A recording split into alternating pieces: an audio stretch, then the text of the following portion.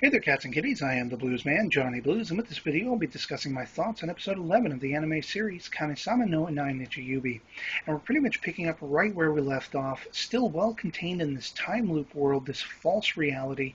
And we find out largely in this episode through myriad revelations and answers what exactly brought this world into existence and why it is that Dee wants to seemingly preserve it, as well as why it is Alice, the only man to ever have the awareness enough to break free of it and recognize it for the false world that it is, why it is he feels that Dee has become his enemy.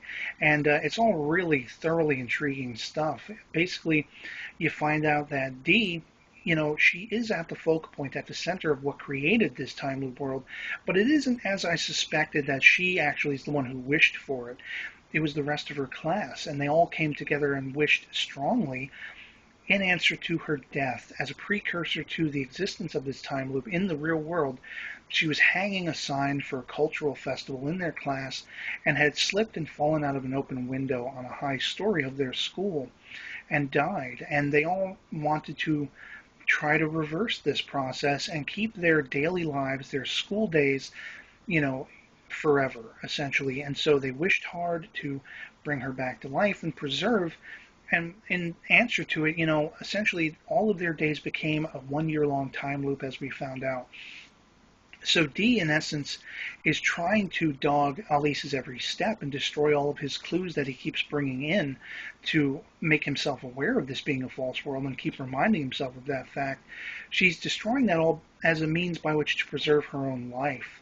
It was through her finding a way out with Alice that she realized, because she was only no more than a spirit in the real world, what it is that, created this world. She remembered it all. It all came crashing back down to her. And so, very ominously, she pushes herself up on Ai in a confrontation, saying, I would rather sacrifice the real world to preserve this one, this false one, because here I'm alive at least. And Ai kind of, calls her bluff a little bit. She says, I understand you want to be alive, but it's also that you've fallen for Alice, isn't it? And Dee basically breaks down very naturally and admits to the fact that they were characters who weren't closely related.